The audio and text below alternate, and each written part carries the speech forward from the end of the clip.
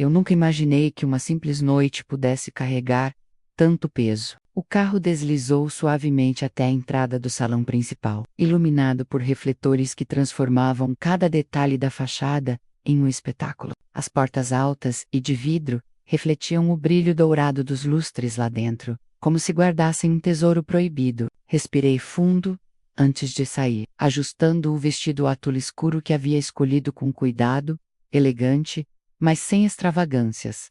Meu marido, sempre calmo, desceu primeiro e estendeu a mão para mim. Ele sorria com aquela segurança tranquila que sempre me lembrava de que eu não estava sozinha. Ao lado dele, nosso filho de apenas 5 anos pulava de excitação, fascinado pelo movimento, pelas luzes e pelas pessoas vestidas como se estivessem em um conto de fadas. Ele segurava minha mão com força.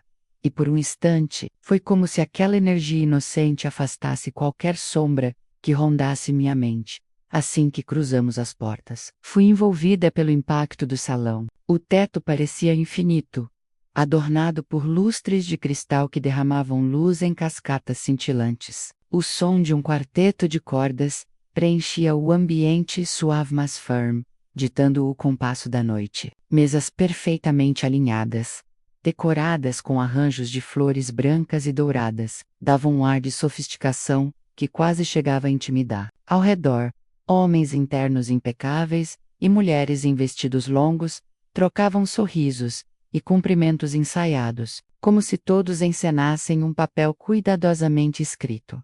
Caminhamos juntos pelo tapete vermelho que levava ao centro do salão. Eu podia sentir olhares discretos nos observando, avaliando cada gesto, cada detalhe. Não era apenas uma recepção qualquer, era uma celebração de status, de poder e de aparência. E mesmo sabendo disso, mantive a cabeça erguida. Aprendi há muito tempo que mostrar insegurança era oferecer armas ao inimigo. Nosso filho, alheio a qualquer tensão, apontava para as bandejas de doces finos que passavam pelas mãos dos garçons. Ele ria, encantado, e sua risada cristalina ecoava como uma lembrança viva de que nem tudo na vida precisa ser tão pesado. Meu marido apertou levemente minha cintura, num gesto silencioso de cumplicidade, e por um breve instante me senti confortável. Mas então aconteceu.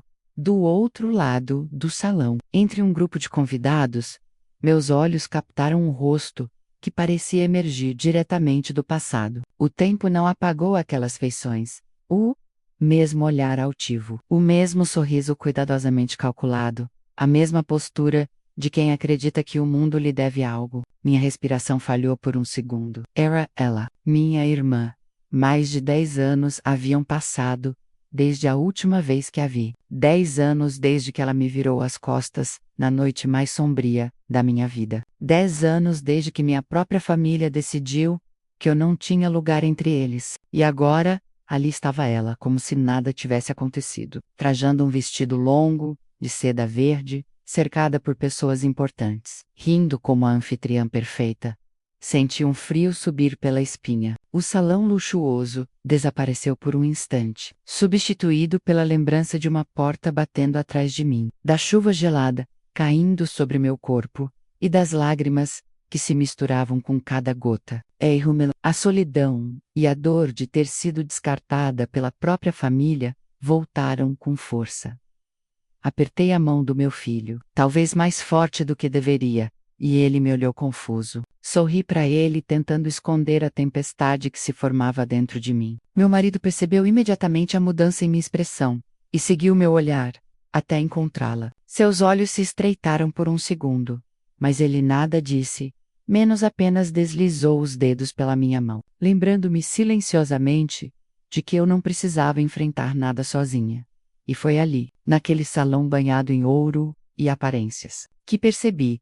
A vida havia me dado uma oportunidade rara. Eu não havia procurado por ela, mas ela estava diante de mim. O passado, que pensei ter enterrado, estava de volta. E desta vez, eu não era a mesma mulher indefesa que havia partido debaixo de chuva. Eu respirei fundo. Aquela noite não seria apenas mais um evento. Ela seria o palco onde feridas antigas se abririam, e onde finalmente eu pudesse fétula-las. Para sempre. O simples fato de ver minha irmã rindo naquele salão Foi suficiente para que uma onda de lembranças me atingisse sem piedade. Era como se cada detalhe do presente, o brilho dos lustres, a música suave, o murmúrio dos convidados, se dissolvesse, dando lugar às cenas que eu havia jurado enterrar para sempre.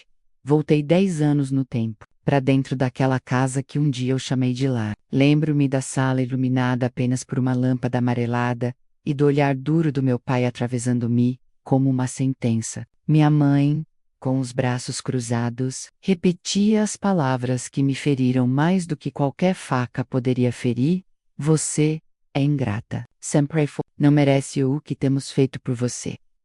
Minha irmã, sentada confortavelmente no sofá, era a única que sorria, como se alimentasse da minha dor. Foi ela quem lançou a acusação que mudou tudo, me pintando como a culpada de algo que não cometi. Eu tentei me defender, tentei gritar a verdade, mas minhas palavras soavam vazias, diante dos olhos que já haviam me condenado. Incapaz, irresponsável, vergonha para esta família. Meu pai cuspiu as palavras como veneno.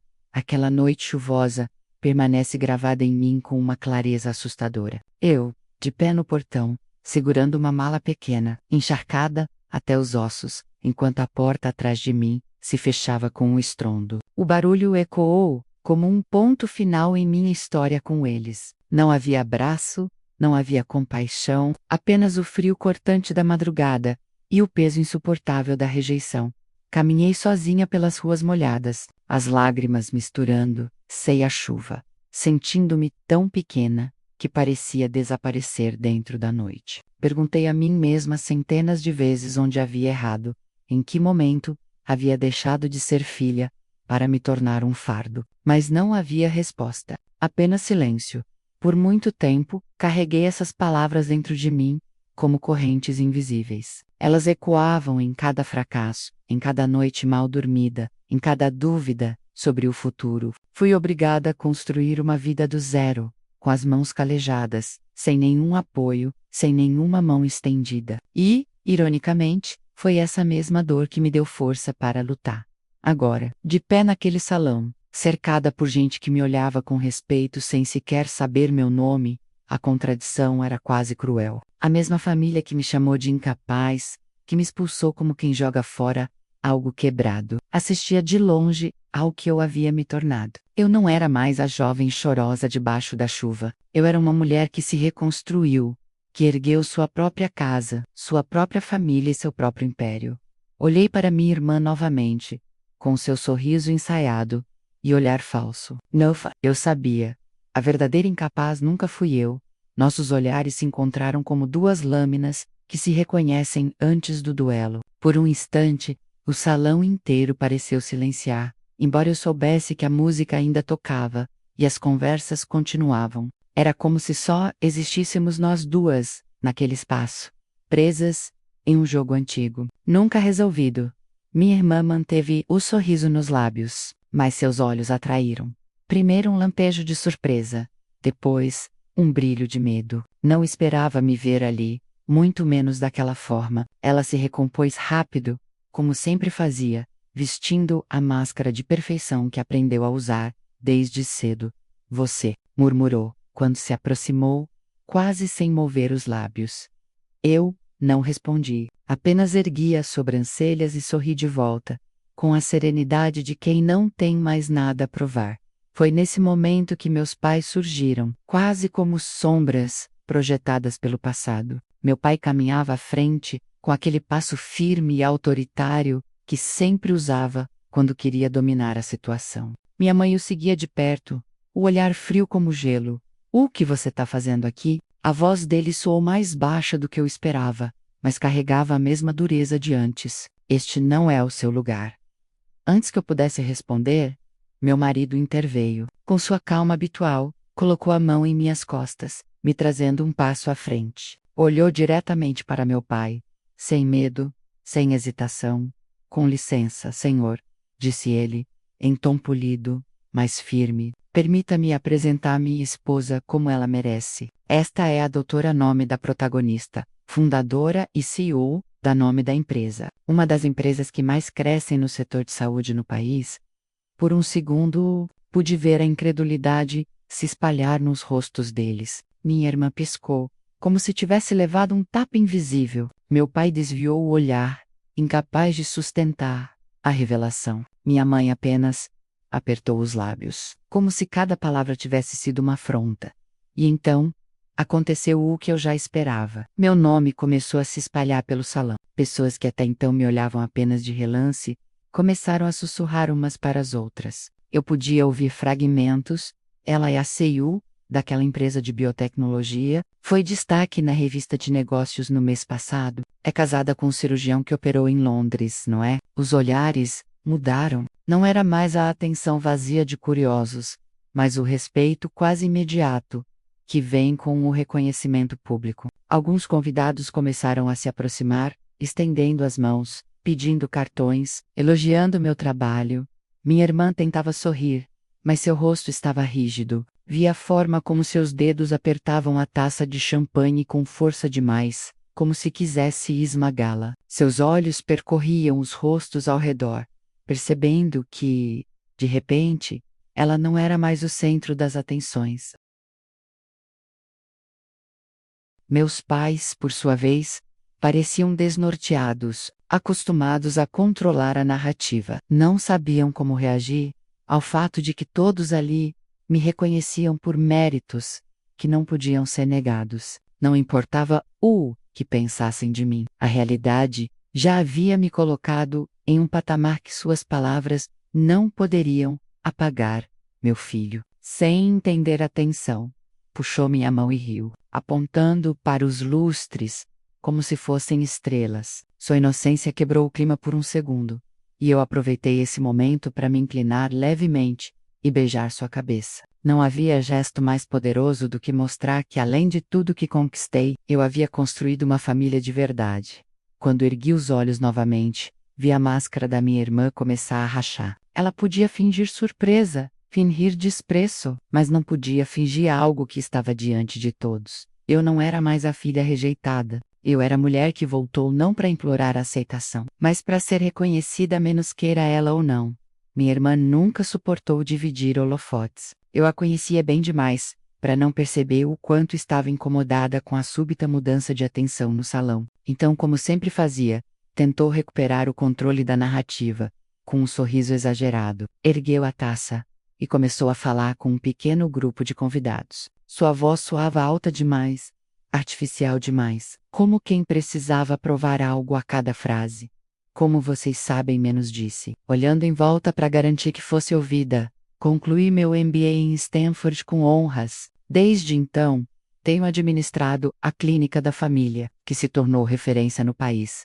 Alguns médicos presentes assentiram, por cortesia, mas eu percebi os olhares discretos de dúvida. Não era novidade para mim. Minha irmã sempre soube usar títulos e nomes importantes para maquiar sua insegurança. Um dos cirurgiões que conhecia meu marido se aproximou, educado, mas curioso, interessante, doutora, começou, escolhendo as palavras com cuidado. Sempre admirei Stanford. Talvez possa compartilhar sua experiência no programa de gestão hospitalar. Tem alguns colegas que passaram por lá. Minha irmã congelou por uma fração de segundo. A mão que segurava a taça tremeu, antes de ser escondida atrás da cintura. Sim, Claro, murmurou, com um sorriso rígido.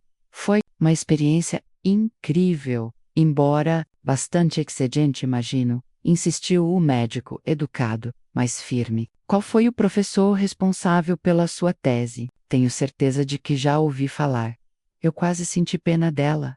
Quase. Minha irmã desviou o olhar, fingindo procurar alguém no salão. Antes de responder com evasivas, foram tantos professores. Stanford, muito diversificada. A frase morreu, em um riso nervoso. Vi os olhos do médico se estreitarem. Elpers e outros, ao redor, também. O sorriso ensaiado da minha irmã já não convencia como antes. Meu marido, em silêncio, apenas me olhou de lado. Eu não precisava dizer nada. Ambos sabíamos que as rachaduras na máscara estavam ficando visíveis. Enquanto isso, o novo marido dela, menos um homem elegante, visivelmente mais jovem e orgulhoso de exibir sua esposa, menos começou a notar algo que antes talvez tivesse ignorado. Seus olhos se moviam rapidamente entre ela e os convidados, captando cada hesitação, cada resposta vaga. Quando outro médico comentou sobre um artigo técnico publicado recentemente e perguntou a opinião dela, minha irmã riu de forma desconfortável. Não tive tempo de acompanhar. A clínica ocupa demais o meu tempo, disse, tentando mudar de assunto. Mas foi tarde. O silêncio que se seguiu não era de respeito, mas de suspeita. Eu, parada a poucos passos, observava em silêncio. Não precisei levantar a voz, não precisei confrontá-la. O salão estava fazendo isso por mim. Cada detalhe que escapava ou cada mentira mal sustentada, cada deslize diante de pessoas instruídas, revelava que a imagem perfeita dela não passava de um castelo de cartas. E, quando vi o marido dela franzir a testa, apertando o maxilar, percebi. Ele também começava a entender que a mulher ao seu lado não era exatamente quem dizia ser, naquele momento. Não precisei mover uma única peça. Bastou assistir, enquanto a farsa começava a ruir sozinha, enquanto eu observava a máscara da minha irmã se fragmentar diante dos convidados. Senti um movimento firme atrás de mim. Reconheci o som das passadas antes mesmo de me virar. Meu pai.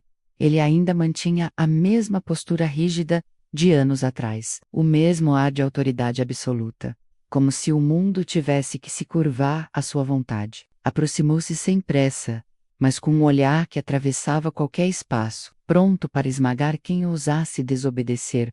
Já chega menos, disse, a voz grave e controlada. Você não pertence a este lugar. Não crie mais constrangimento. Vá embora.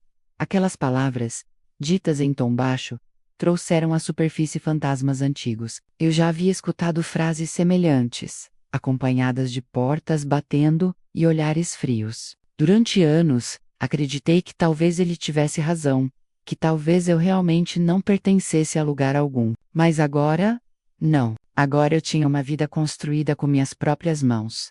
Endireitei os ombros, olhei diretamente em seus olhos e respondi com calma. Eu fui convidada oficialmente. Não tenho nada a esconder, e não vou embora. Se alguém aqui deveria se envergonhar, não sou eu. Ele estreitou os olhos, surpreso por não encontrar a filha assustada de antes. Não havia tremor na minha voz, não havia hesitação, apenas firmeza. Enquanto ele tentava manter sua postura imponente, memórias passaram por minha mente como relâmpagos. Lembrei-me das noites sem dormir, trabalhando em 3 empregos para pagar aluguel e comida, de limpar escritórios de madrugada, servir mesas pela manhã e estudar à tarde em bibliotecas silenciosas. Cada dia era uma batalha contra o cansaço, mas também um tijolo na construção da minha independência. Lembrei-me também do dia em que conheci meu marido. Ele era residente de cirurgia, exausto e com olheiras profundas, mas tinha um olhar que transmitia algo que eu nunca havia recebido: respeito. Ele nunca me tratou como menos. Pelo contrário, acreditou em mim antes mesmo de eu acreditar em mim mesma. E então, anos depois, quando a oportunidade surgiu, fundamos juntos minha empresa. Começou pequena, com apenas uma sala e um computador antigo, mas com esforço e visão, cresceu. Cada contrato assinado, cada cliente satisfeito, era uma resposta silenciosa às acusações de que eu era incapaz. Voltei ao presente e vi meu pai endurecer a mandíbula, como se percebesse que eu não era mais manipulável. O silêncio ao redor começava a pesar. Alguns convidados observavam discretamente, atentos. Atenção. O prestígio da família, antes intocável, começava a ruir diante da minha simples presença. Você sempre foi teimosa. Menos, disse ele, em um último esforço para manter a autoridade. Sorri, mas sem ironia. Não, pai, eu sempre fui forte, só que vocês nunca quiseram enxergar. Foi nesse momento que percebi o peso da verdade se voltando contra eles. Não precisei de acusações, não precisei levantar a voz. Minha história, meu trabalho, minha família ao meu lado, tudo isso falava por mim. E, pela primeira vez, vi no rosto do meu pai não apenas raiva, mas dúvida. A atmosfera do salão começava a mudar. O brilho dos lustres já não parecia tão imponente, e os sussurros que percorriam o ambiente carregavam mais desconfiança do que admiração. Eu observava em silêncio, mas podia sentir o peso da atenção coletiva se voltando para minha irmã, os convidados, que antes a cercavam com sorrisos e elogios automáticos, agora trocavam olhares de dúvida. As histórias que ela contava não se encaixavam. As frases soavam decoradas, como se fossem recitadas de um roteiro mal ensaiado. E então, como se o destino tivesse decidido acelerar a queda, o marido dela interveio. Até então ele permanecera orgulhoso ao seu lado, exibindo-a como troféu. Mas agora, havia algo diferente em seu olhar. Frieza, misturada com desconfiança. Amor, disse ele, em voz clara o bastante para que outros ouvissem. Nunca ouvi você falar sobre os professores de Stanford. Qual era mesmo o nome daquele orientador famoso que você mencionava? Ela engoliu seco e tentou rir. Mas o som saiu trêmulo, querido. Foram tantos. É difícil lembrar de todos. Ele insistiu, sem suavizar o tom. Difícil lembrar? De Stanford, de uma tese que você diz ter defendido. Isso não faz sentido. O silêncio que se seguiu foi ensurdecedor. As pessoas ao redor prenderam a respiração, e até o quarteto de cordas parecia tocar mais baixo.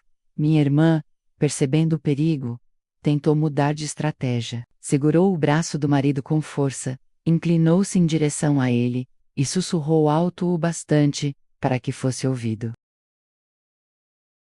Você sabe como eu sou. Não gosto de falar do passado. Sempre sofri tanto para chegar aqui. Era velha manipulação, a tentativa de transformar dúvida em compaixão. Mas, dessa vez, não funcionou. Sofreu, ele retrucou, agora com a voz dura. Sofreu aonde? Em qual sala de aula? Em qual laboratório? Os convidados começaram a trocar olhares cada vez mais evidentes. Ninguém ousava intervir, mas todos entendiam o que acontecia.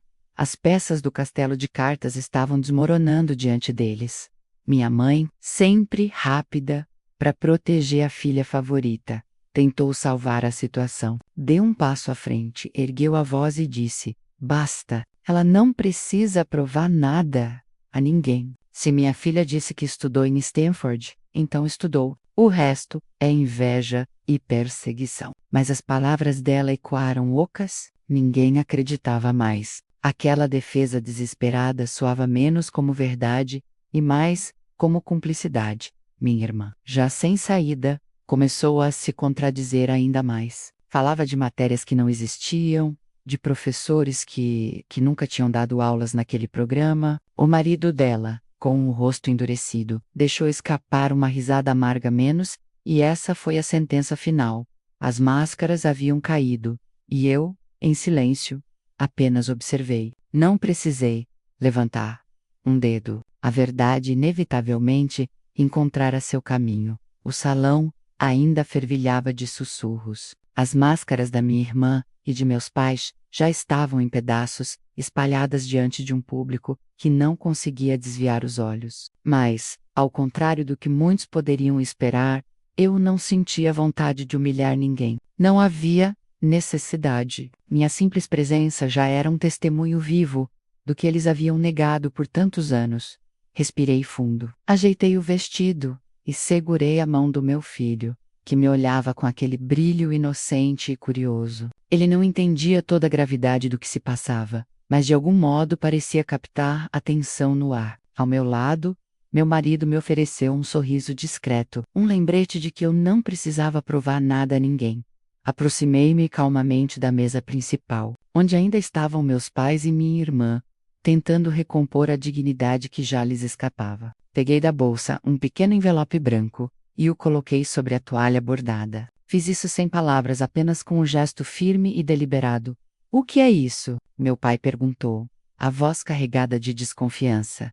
Olhei-o nos olhos e, com serenidade, respondi: apenas um símbolo. São documentos de uma parte das ações da minha empresa. Uma fração pequena, mas suficiente para que nunca esqueçam que eu construí tudo o que tenho sem vocês. E apesar de vocês, o choque estampou-se em seus rostos, não era caridade, tampouco vingança. Era um recado silencioso. Eu tinha prosperado, e o passado já não me aprisionava. Foi então que a voz inocente do meu filho cortou o ar. Clara como cristal, mamãe. Por que a vovó e o vovô parecem bravos se você só ajudou eles? A pergunta, tão simples e pura, caiu como um martelo. Não houve resposta. Os olhares se desviaram. E o constrangimento tomou conta do salão. Até os convidados, que até então se deleitavam com o espetáculo, se remexeram desconfortáveis e o meia-beque-se. Acariciei o rosto do meu filho e respondi apenas para ele, mas em um tom que todos puderam ouvir. Porque, às vezes, meu amor, a verdade machuca mais do que a mentira. Segurei sua mão novamente, levantei-me, e antes de dar as costas para aquele cenário de ruínas, encarei minha família pela última vez. Obrigada menos, disse, com firmeza e sem rancor. Obrigada por terem me expulsado naquela noite. Foi a melhor coisa que poderiam ter feito por mim. Se tivesse ficado, talvez nunca tivesse descoberto minha força, nem construído a vida que tenho hoje. Não esperei resposta. Virei-me com dignidade, caminhando pelo salão em silêncio, enquanto meu marido e meu filho me acompanhavam. Atrás de nós, restavam apenas olhares perplexos, murmúrios desconexos, e o peso de uma verdade que já não podia ser apagada. E assim, sem precisar levantar a voz, saí triunfante. Os dias que se seguiram ao evento foram estranhamente leves. Eu esperava sentir alguma ressaca emocional depois de enfrentar minha família após mais de uma década, mas em vez disso, senti um alívio indescritível. Era como se um peso antigo, que eu carregava em silêncio desde a noite chuvosa em que fui expulsa, finalmente tivesse sido arrancado dos meus ombros. Voltei para minha rotina com a tranquilidade de quem não precisava mais provar nada. Minha empresa continuava crescendo em ritmo sólido, expandindo para novos mercados e conquistando parcerias internacionais. Cada reunião, cada decisão estratégica, cada vitória era uma lembrança de que meu sucesso não tinha sido fruto de sorte, mas de persistência e trabalho incansável. Em casa, meu porto seguro. A vida seguia plena. Meu marido era mais do que um parceiro de negócios e de vida. Era a pessoa que acreditara em mim quando ninguém mais acreditou. Nosso filho, com sua inocência radiante, trazia uma alegria que iluminava até os dias mais pesados. Era nele que eu via a prova viva de que eu havia quebrado o ciclo, de que a minha história, marcada por rejeição e dor, tinha se transformado em amor e pertencimento verdadeiro. De vez em quando, lembrava do salão iluminado, das expressões em choque, da pergunta inocente do meu filho, que desmontou as últimas defesas da minha família. Mas, curiosamente, não havia raiva em mim. O ressentimento que me acompanhara por anos parecia ter evaporado naquela noite. Restava apenas a convicção de que eu tinha vencido. Meses depois, começaram a chegar rumores sobre a clínica da família. Primeiro, pequenos comentários em jornais locais. Depois, reportagens mais sérias em revistas médicas. O nome que um dia fora sinônimo de prestígio, agora aparecia associado a palavras como irregularidades fiscais, fraudes administrativas e investigação federal. Eu não precisei mover uma única peça nesse tabuleiro. O castelo de mentiras deles estava ruindo sozinho. Minha irmã, que sempre se apresentara como a herdeira brilhante, passou a ser mencionada diretamente como responsável pelas falhas de gestão. O marido dela, que naquela noite de gala já parecia desconfiado, não demorou a se afastar. E então começaram as mensagens. Primeiro, e-mails formais, quase protocolares, depois, cartas mais emocionadas, pedindo compreensão, como se nada tivesse acontecido. Finalmente, mensagens desesperadas no celular, que eu sequer abri. Eu não precisava ler para saber o teor.